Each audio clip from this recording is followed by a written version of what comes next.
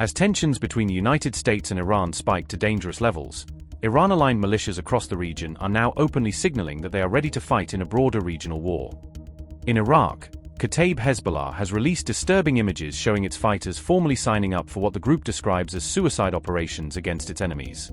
The men appeared draped in white burial shrouds as they filled out registration forms, images of which have been widely circulated on social media. This theatrical show of commitment came just days after January 24th statement from the group urging its supporters to prepare for a comprehensive war across the region. Kataib Hezbollah is formally part of Iraq's Popular Mobilization Forces, but is designated as a terrorist organization by the United States government. The group openly declares its loyalty to Iran and proudly describes itself as a core member of the so-called axis of resistance against the US and Israel. Interestingly, the call for suicide operations came only days after US forces completed their full military withdrawal from Iraq, altering the local balance on the ground. Meanwhile, in Yemen, Houthi rebels have issued new threats aimed at commercial shipping lanes that are vital for global trade. The Houthis released a short, ominous video that shows a ship engulfed in flames with a single caption on screen, "Soon." The group did not specify any particular targets, but the message clearly mirrors its ongoing Red Sea campaign that escalated during the war in Gaza. All this is unfolding as reports indicate that the USS Abraham Lincoln is now operating in waters directly adjacent to Iran's coast, reinforcing US pressure in the area.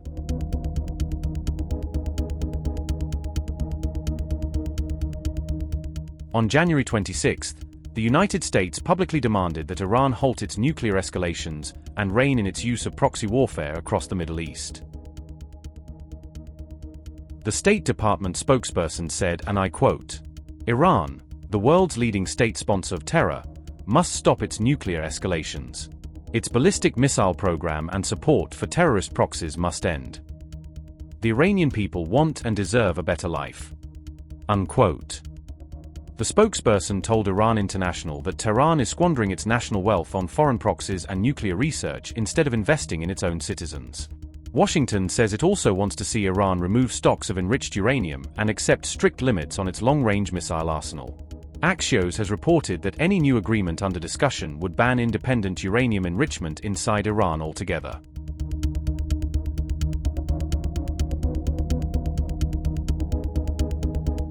U.S. Central Command has confirmed that the USS Abraham Lincoln Carrier Strike Group has been deployed to the Middle East theater. The Pentagon insists the carrier group is there to promote regional security, framing the move as a stabilizing presence. Trump told Axios that the situation is in flux, noting that he has sent what he described as a big armada to the region as a show of strength. This deployment followed Trump's public promises of help for the Iranian people during a deadly crackdown on nationwide protests. Human rights monitors cited by Iran International say that roughly 36,500 people were killed in the latest wave of protests and crackdowns. Iran, however, accuses the United States and Israel of orchestrating the unrest and vows to resist all pressure coming from Washington. As US warships move into position, Iran's proxies across the region are now signaling that they are ready to bleed for Tehran in any coming confrontation.